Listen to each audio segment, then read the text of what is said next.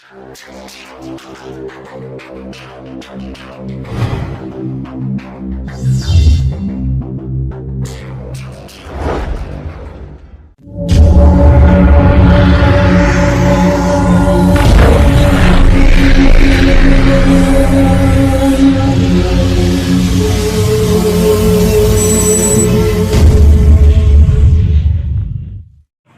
Friends, कैसे आप लोग। मुझे उम्मीद है कि आप लोग बहुत ही अच्छे होंगे और एग्ज़ाम की तैयारी बहुत अच्छे से कर रहे होंगे। वैसे कैंडिडेट जो रीट की तैयारी कर रहे थे उनके लिए मैं सीरीज़ चला रहा था।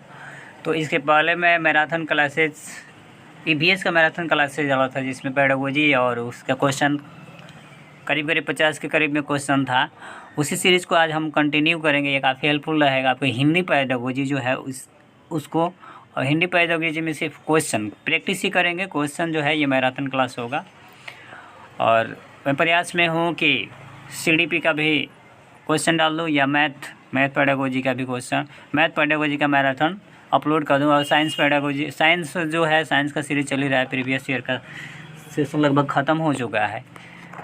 तो मैं आर के पाल आपका अपना YouTube channel RP seated point में स्वागत करता हूँ। और इस वीडियो में हम लोग कंटिन्यू करेंगे हिंदी पेडागोजी के कुछ इम्पोर्टेंट क्वेश्चन जो रीड के लिए काफ़ी हेल्पफुल रहेंगे। चलिए बिना देरी करते हम लोग शुरू करते हैं इसमें। और एक बात और कि इसका पीडीएफ मैं टेलीग्राम पे शेयर कर दूंगा, वहाँ से आप जाकर ले सकते हो। और प्ले लिस्ट का डिस्क्रिप्शन में मैं उसका प्ले लिस्ट का लिंक भी डाल दूंगा। आप अगर नहीं देखे हैं तो उसको जाकर देख लीजिएगा, काफ़ी हेल्पफुल रहेगा आपके एग्ज़ाम के लिए।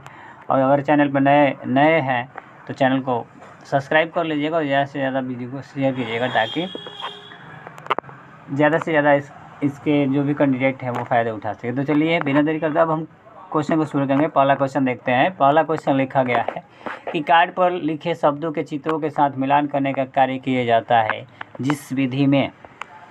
इसमें ऑप्शन दिया हुआ है हमारा कि कार्ड पर लिखे शब्दों को चित्रों के साथ मिलाने के करने का कार्य किया जाता है जिस विधि में वाचन विधि, कहानी विधि, ध्वनि साम्य विधि, साहचर्य विधि होती है। किस विधि में ऐसा किया जाता है। कार्ड कोई मान लीजिए कि ऐसा कोई कार्ड हो गया, कार्ड बना है, इस पे चित्रों को इस तरह से दिखा दिया गया, ये हमारा चित्र हो गया। तो ये किस विधि में अपनाया जाता है। तो ये देखिए एक दूसरे को संबंध को दिखाता है, दिखा के बताया जाता है। तो ये जो विधि जो होती है वो हमारा विधि जो होती है वो होती है, ऑप्शन हमारा डी सही होगा, साहचर्य विधि।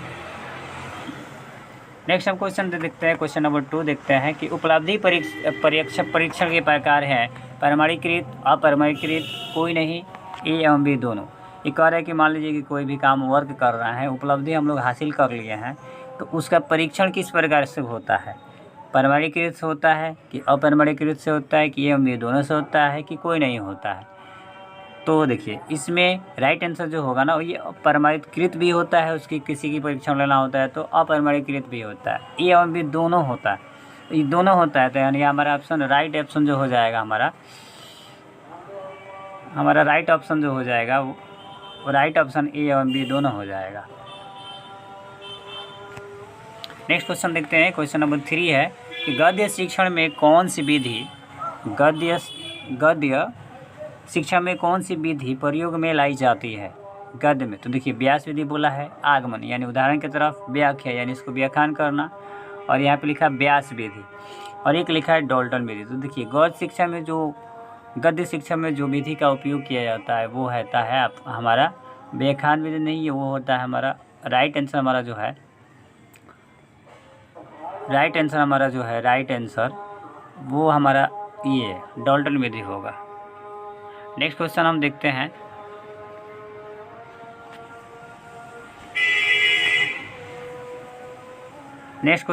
क्वेश्चन नंबर 4 कह रहा है कि question number 4H head, heart, hand एवं हेल्थ की अवधारणा निम्न से किसके द्वारा दी गई थी। पूछ रहा है कि किसके द्वारा दी गई थी। BF स्किनर के द्वारा, EJ सिम्पसन के द्वारा, BSW के द्वारा और महात्मा गांधी के द्वारा। किसके द्वारा ये दी गई थी।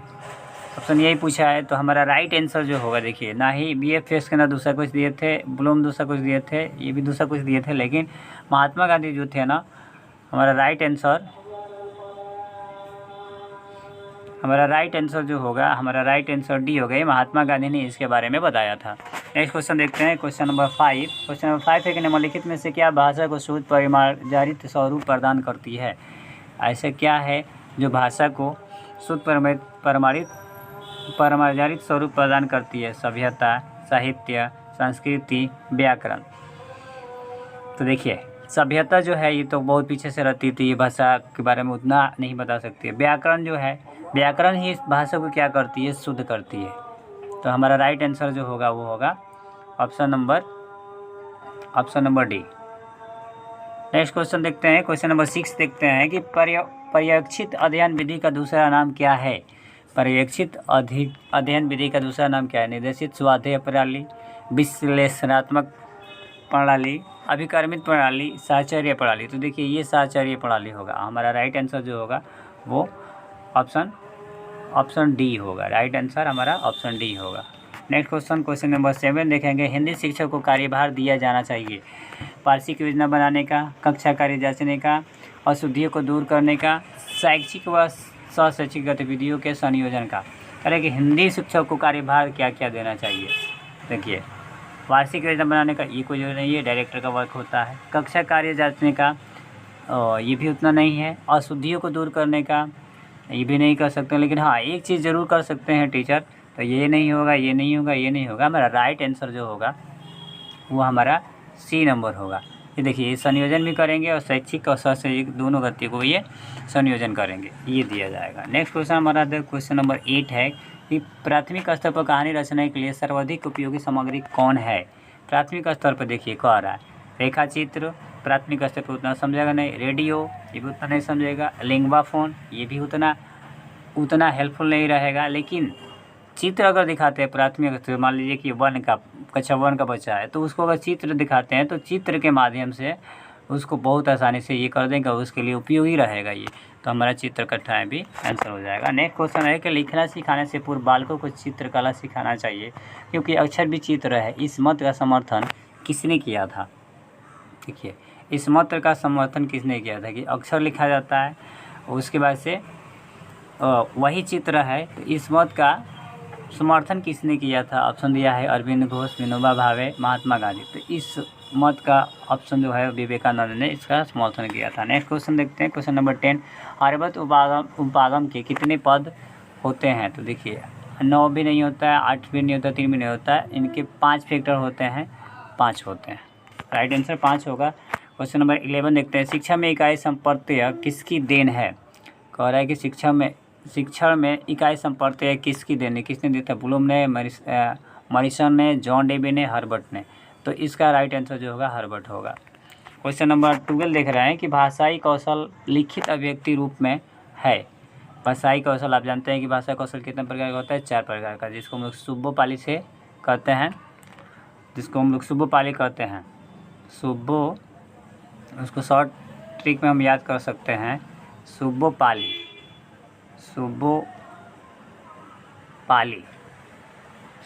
से इसको हम लोग याद करते हैं। इसके 4 कौशल होते हैं। पहला ये जो होता है स से क्या होगा, स से जो होगा ना वो होता है सुनना। स से क्या होगा, स से होता है सुनना। एक मिनट, स से होगा सुनना, बोलना, लिखना और पढ़ना। ये 4 होते हैं, सुनना, बोलना, लिखना, पढ़ना। तो इसमें पढ़ना और सुनना जो आ जाता है गणनात्मक कौशल में आ जाता है, और लिखना जो होता है और लिखना और बोलना जो होता है वो आ जाता है हमारा अभिव्यक्ति कौशल में आ जाता है। तो हमारा राइट आंसर जो होगा, हमारा राइट आंसर डी होगा। राइट आंसर लिखना जो है ये अभिव्यक्त रूप से ये कवर करता है। क्वेश्चन नंबर 13 है कि अच्छी परीक्षा में अंक आवश्यक है। विश्वसनीयता, वस्तुनिष्ठता, विविधीकरण, इनमें से सभी। कह रहा है कि अच्छी परीक्षा में आवश्यक है क्या क्या है। विश्वसनीयता ये जरूरी है, वस्तुनिष्ठता ये भी जरूरी है, विविधीकरण ये भी जरूरी है। तो हमारा राइट आंसर ये सरकारी आंसर जो होता है ये हमारा डी आंसर हो जाएगा। राइट आंसर होगा डी। क्वेश्चन नंबर 4 देखते हैं। भाषा शिक्षा में बहुमुखी प्रयास का अभिप्राय है। बहुमुखी का मतलब चारों तरफ से, चौमुखी यानी बच्चों में सभी तरह से ये हो। आगमन विधि का प्रयोग, तकनीक का प्रयोग, सभी विषयों की शिक्षा में भाषा पर बल। ये देखिए बल जहाँ आ गया ये तो निगेटिव टैग वर्ड हो गया। उसके बाद से अनेक अध्यापकों द्वारा भाषा का शिक्षण, अनेक अध्यापकों द्वारा भाषा का शिक्षण, तो ये कुछ हद तक तो सही है। आगमन विधि का प्रयोग, आगमन विधि सभी विषयों की शिक्षा में भाषा पर बल। तकनीकी का प्रयोग, देखिए इसमें अनेक अध्यापक रहेंगे, इसके द्वारा वो अलग अलग भाषा से आएंगे तो इसके द्वारा भाषा का प्रयोग अच्छा से हो सकता है। नेक्स्ट क्वेश्चन देखेंगे, क्वेश्चन नंबर 15 है भाषा शिक्षा की पद्धति नहीं है।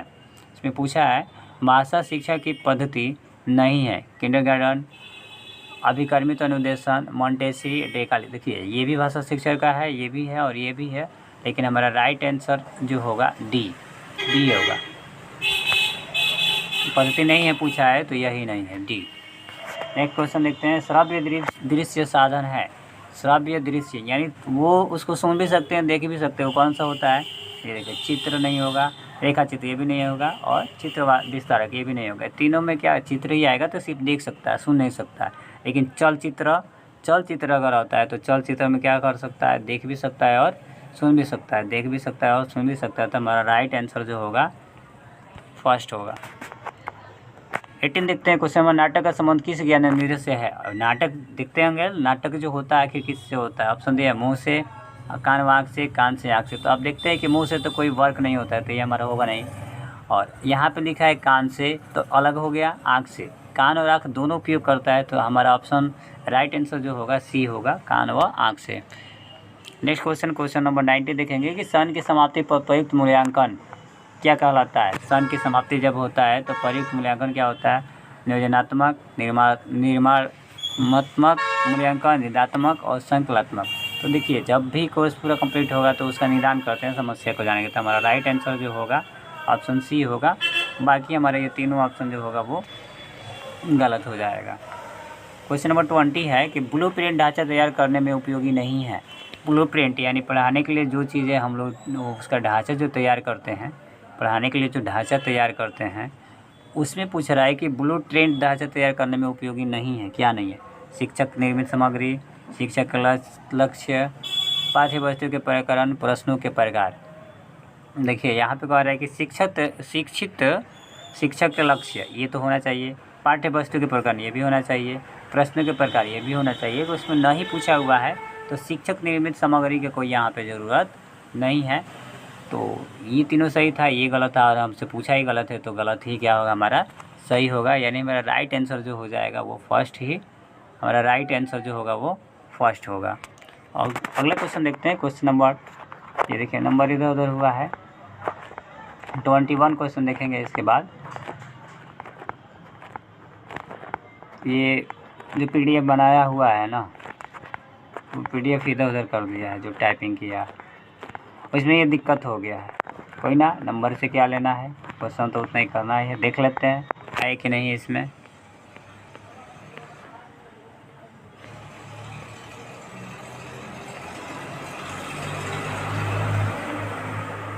नहीं है। क्वेश्चन नंबर 22 देख लेते हैं। देखिए अभी 16 भी छूटा हुआ है। क्वेश्चन नंबर 22 देखते हैं। क्वेश्चन नंबर 22 कह रहा है कि गृह कार्य का मुख्य उद्देश्य होता है छात्रों को घर पर व्यस्त करना। ना ये तो जरूरी ना है। सुलेख की योग्यता का विकास करना, ये भी कोई जरूरी ना है। संबंधित पाठ में रुचि उत्पन्न करता है। जब क्लास में नहीं होगा तो जब क्लास में रुचि उत्पन्न नहीं होगा तो फिर अगले पढ़ाए गए पाठ को दोहराने के लिए अवसर देना। दोहराना तो कोई जरूरी नहीं, ये तो रूट लर्निंग हो गया। सुलेख की योग्यता का विकास करना, देखिए ये भी कोई ज़रूरत नहीं है। लेकिन सबसे राइट आंसर हमारा जो है संबंधित पाठ जो पढ़ा है उससे रुचि उत्पन्न करने के लिए हम होमवर्क देते हैं। ठीक है।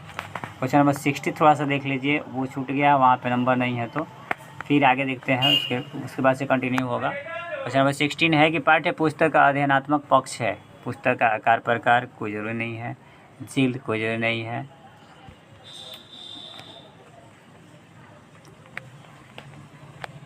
नेक्स्ट नीचे प्राकथन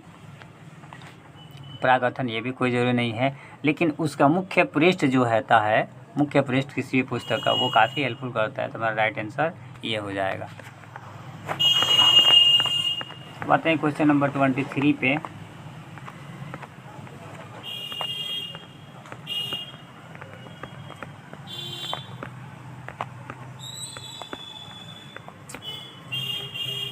क्वेश्चन नंबर 23 हमारे आगे देखिए, भाषा शिक्षण के उपागम है। भाषा शिक्षण के पूछ रहा है कि भाषा शिक्षण के उपागम है। पाठ्य संसंग पाठ्य संसंग उपागम, रचना शिक्षण उपागम, ए और बी दोनों इनमें से कोई नहीं। तो कोई नहीं तो हो ही जाएगा, नन ऑफ दिस, तो ये खत्म ही हो जाएगा। पाठ्य संसंग उपागम ये भी जरूरी है, रचना भी जरूरी है। तो हमारा राइट आंसर जो हो जाएगा ऑप्शन सी हो जाएगा। क्वेश्चन नंबर 24 देखते हैं। क्वेश्चन नंबर 24 का है, शिक्षक कौशल का उपयोग किया जाता है कक्षा के अंदर, कक्षा के बाहर, इनमें से कोई नहीं। शिक्षक कौशल जो होता है कहाँ पर उसका उपयोग किया जाता है, इनमें से कोई नहीं, तो पहले तो कट जाएगा। अब करें कक्षा के अंदर, ये होता है, कक्षा के बाहर ये भी होता है। तो हमारा आंसर राइट आंसर जो होएगा सी हो जाएगा।